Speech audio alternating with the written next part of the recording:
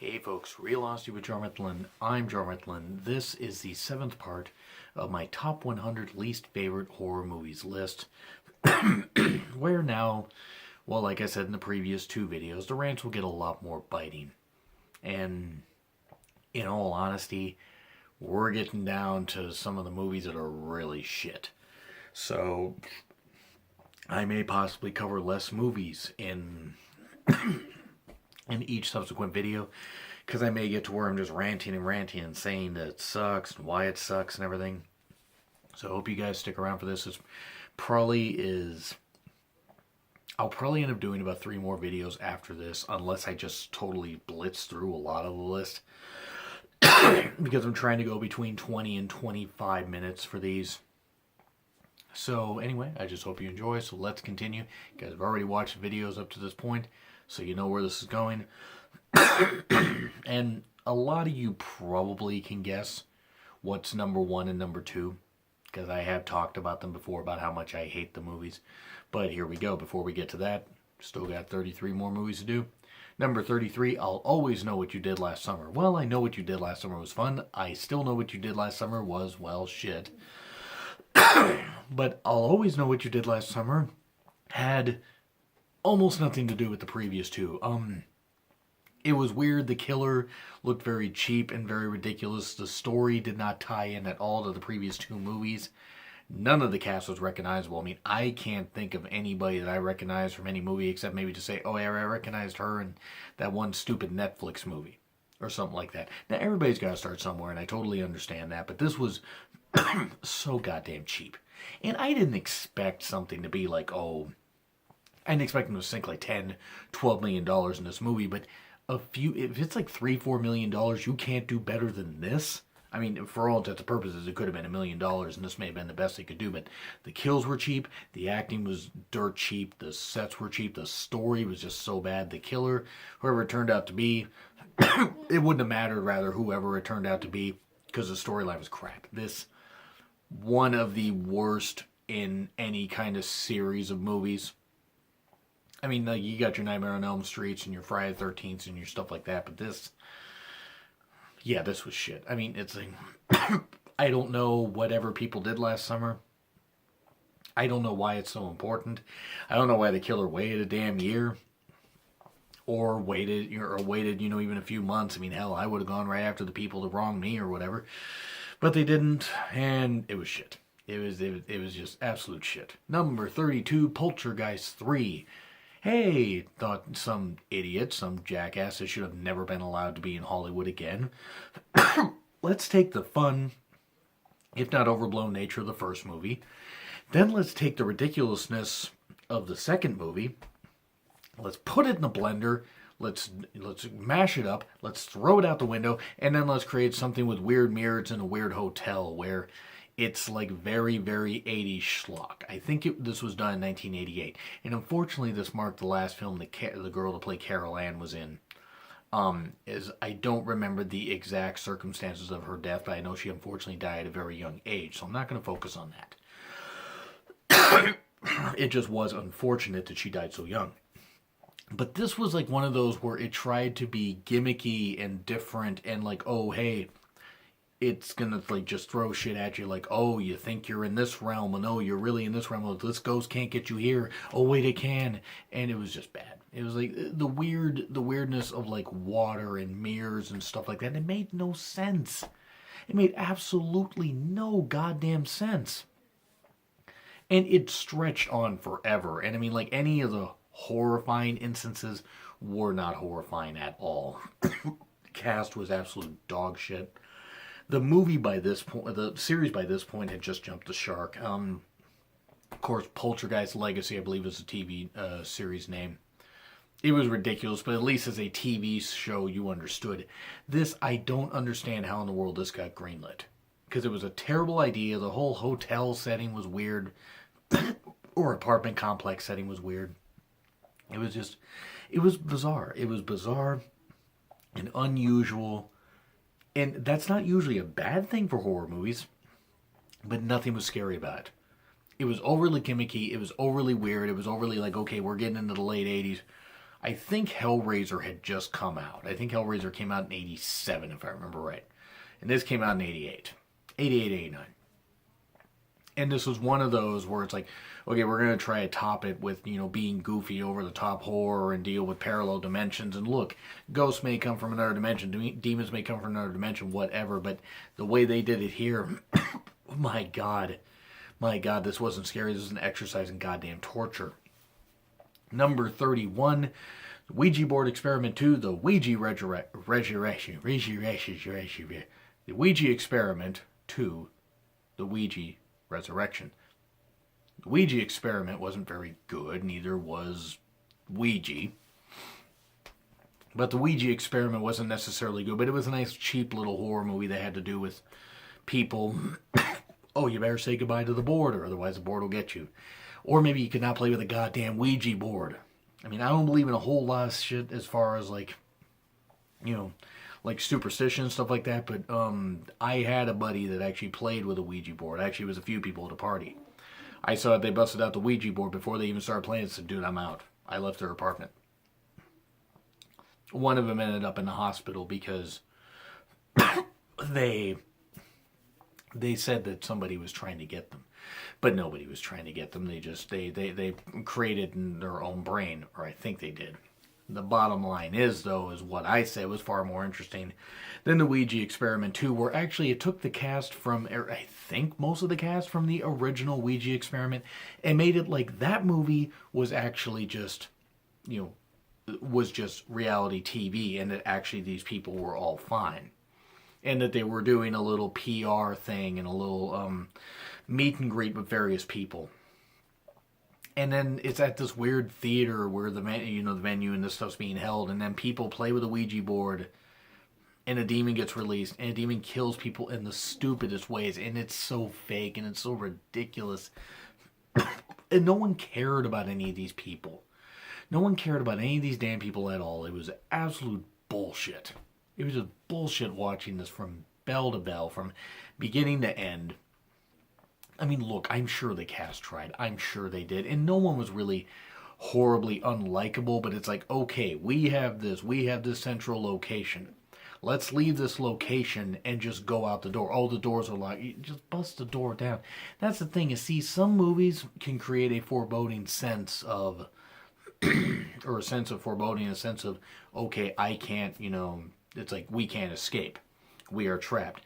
This one was like so cheaply done where it's like, dude, seriously, pick the damn lock. Ain't that damn hard to pick a lock.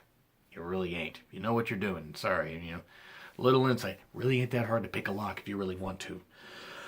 I mean, this one at least tried to have fun, I guess, but it wasn't inventive with the kills. The kills looked cheap. The sets looked cheap. The acting was super cheap. I mean, sorry, the cast, I'm sure, tried their best, but it was dirt cheap. If this movie had more than a $200,000 budget, I would have been amazed. It didn't even have good lighting. It was really, really bad. Number 30, Rings.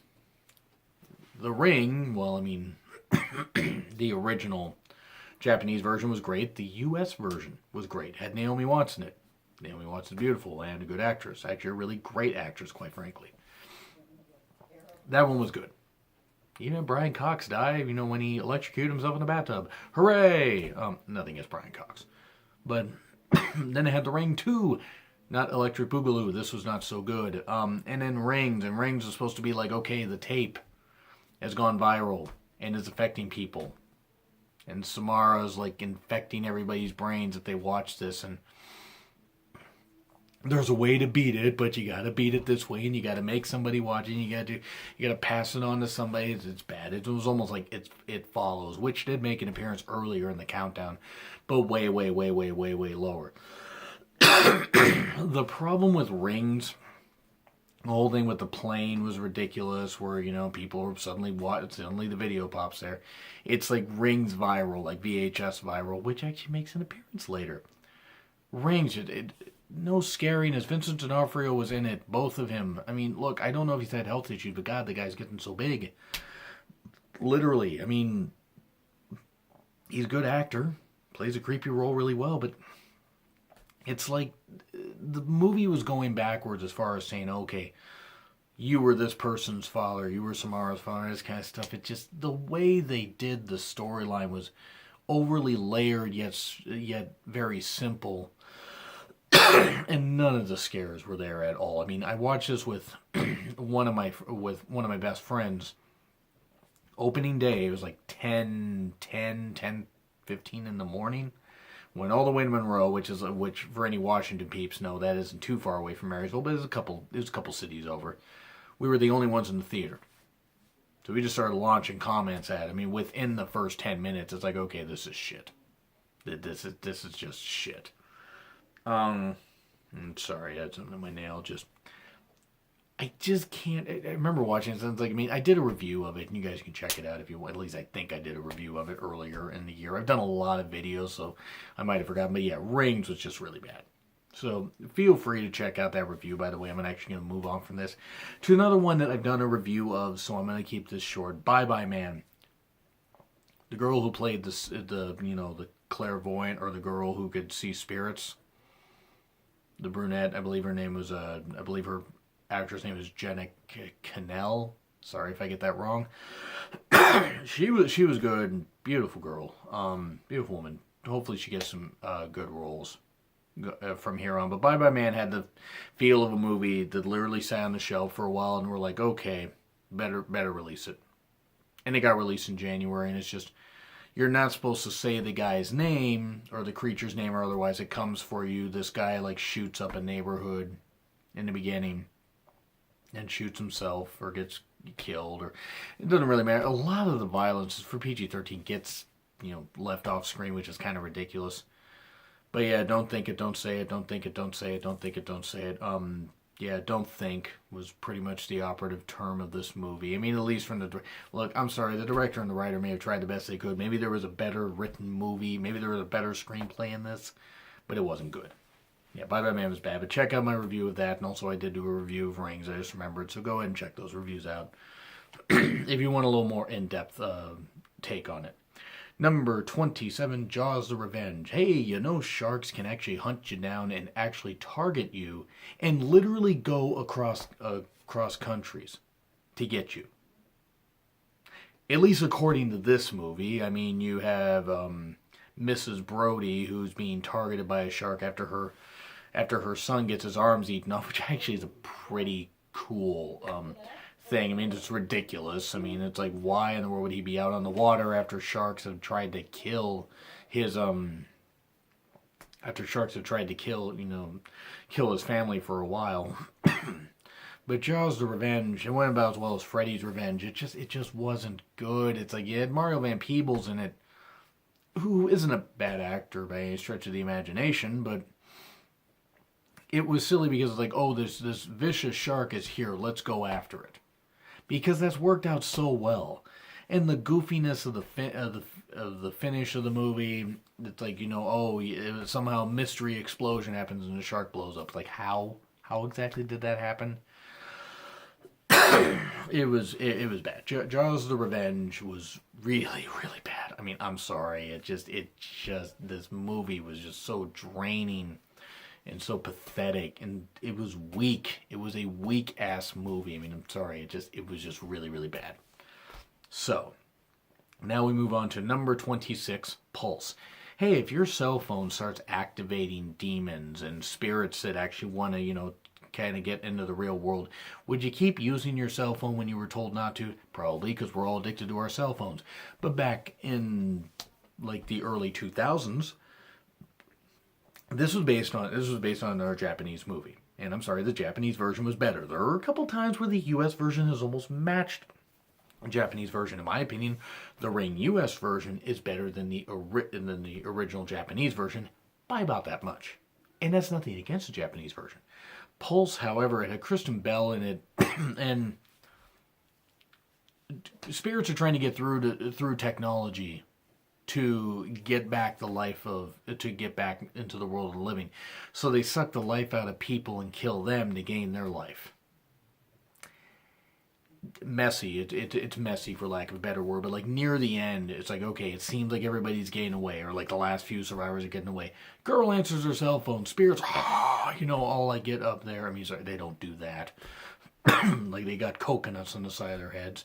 But they do that, and there's these safe havens that have been set up for non technology zones, like where people are safe or whatever, at least safe for now. And it's just it gives this feeling like spirits are taking over the damn world, yet it doesn't feel like that at all. It just feels like it's killing stupid people. Which, if this day and age is any indication, it would kill a lot of people. But Pulse was just it was another anger inducing one, because I remember watching. Just hang your damn phone up. Just hang your phone up. And actually, I think it was only if you answered your damn phone. I don't even think it was a text message. I think it was only if you answered your phone. But it's just, it made you hate laundry rooms. Because I think there was a laundry room scene. I might be mixing that up with another horror movie, but had a lot of very dark, dank locations. I mean, maybe they just couldn't afford lighting. It was really bad. And I like Kristen Bell, but she was not good in this. Yeah, Pulse was bad. It was really bad. Now we move on to The Rage, Carrie 2. 1998 was an odd year for movies. This was silly. I mean, this was another one where you're just watching it and you're like, really, that's it. that's what you're doing. I mean, that's how you're gonna tie it together with this. I mean, and the girl, and I don't remember the actress's name, but the actress that played the Carrie in this one, I thought she was a fine looking girl. She was fine. She was a little gothic like, and that was kind of what they were going for. But she was cute enough. I don't understand why they tried to, say, oh, I mean, I know it was a movie, but they tried to make it like, oh, hey, she's not that good looking. Yeah, she was. I would have dared her in a heartbeat. Not that I ever would have had a chance. I'm a regular guy. But the whole point is it's kind of like what they did with Rachel Lee Cook and She's All That. Oh, she's nerdy, she's not attractive. Yeah, you can dress her up all you damn well want. Rachel Lee Cook's a goddamn knockout. Still is now, I'm sure. Or at least I assume. I haven't seen her in a movie lately, but I would assume she's still a knockout. But The Rage, Carrie 2, it's just, it was very repetitive, and the way they tied into the first one just wasn't inventive, wasn't good, wasn't really cool. It just wasn't. And the whole thing of her unleashing her psychic powers just felt repetitive. I mean, it was pumped up compared to the first one, but it wasn't as bad as the Carrie, version that they came out with. They had Julianne Moore in it, and Chloe, I don't remember her full name, Chloe Grace Moretz. She was in Let Me In, which I like. I like that one. Even though Let the Right One In was a better movie. But yeah, The Rage, Carrie 2, it's like, it was unnecessary is what it was. If it had been called The Rage, then it would have been fine. But they tried to piggyback off of the whole Carrie thing, but even though it's like 22 years later, I mean, like the vast majority of people they were going to watch this, wouldn't have watched the original Carrie, and those that did would have been sorely disappointed by what they saw. Yeah, it was pretty bad. And then we go to number 25, VHS Viral. The first VHS had the succubus one in the hotel where the girl killing people and says, I like you, this kind of stuff. It's the quiet ones, you always got to watch out for them. That one and a couple other ones actually had some pretty good anthology horror stuff, and that's what this one did pretty well. The second one really did well with that Indonesian cult one, and that was actually the longest one. It was weird, but it was fun. VHS Viral was not fun at all. The skateboarding one was shit. The just so many, just the few others. I mean, it's like they even had one less of the anthology stuff, and they tried to make it where they, instead of just having police around, like in the second one, or even kids trying to break into a house to get a tape, they had a guy noticing this big pursuit, this big police pursuit. And then his girlfriend, he's trying to chase after his girlfriend, and it turns out his girlfriend's all possessed and telling him to push the button and, play the tape, so it goes viral and everybody goes nuts and kills each other. Yeah, it's just, the second one's where they jumped the shark anyway after the Indonesian cult one. I mean, that was really the only standout one. The zombie perspective one was fine, I guess. But this was pretty bad. I mean, none of the VHS movies were particularly good.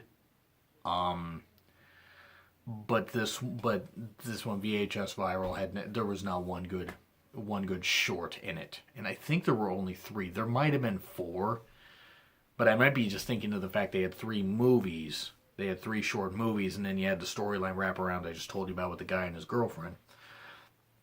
Yeah, it was pretty bad. VHS Viral was pretty goddamn bad. Not scary at all. Number 24, Stay Alive. Oh, Christ, this movie. Elijah Wood and a few other people. I don't remember who else was in this. A video game that you have to play, you have to live through. If you die, the demon or the creator of the game or something in the game takes your soul. Or something like that. I remember watching this. I think I was still working at the theater when I saw this. I don't remember the exact year that it came out, but I remember watching it. Watch it with my friend and watch it during the week because I usually had the weeks off. I actually usually worked about 13 to 14 hours Friday, Saturday, Sunday, and then would just have Monday through Thursday off so I could watch movies. I was exhausted on Mondays.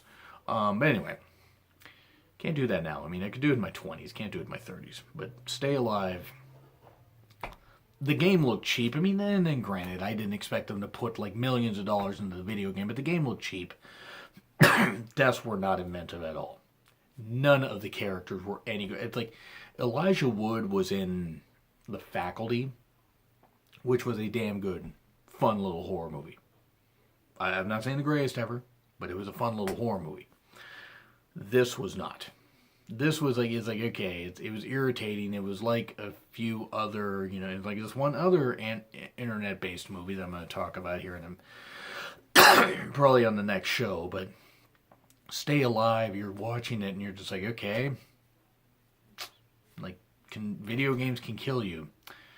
Well, I mean, I didn't really feel like living much after watching that. I mean, that movie did kind of take away my will to really, get to really keep going as far as like watching movies. I mean, I actually had to take a break for a few days because it was very draining. It wasn't horrifying at all. It was pretty damn bad.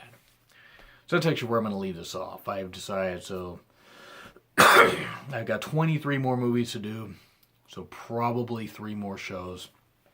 Yeah, it was ridiculous. I will give a special mention to Troll 2 because yes, Troll 2 was ridiculous. They're eating her, and then they're going to eat me. Oh my god, and the flies on the guy's head is just hilarious. But anyway, that's what I gotta say. So, what do you think of the movies I mentioned so far, and this in the previous videos? Think I'm too harsh? I mean, come on, guys. It's least favorite movies. I gotta rant sometimes. Anyway, like, share, comment, subscribe. Twitter links in the description. It's been Real Honesty with John Ritlin. I'm John Ritlin. I will see you all soon.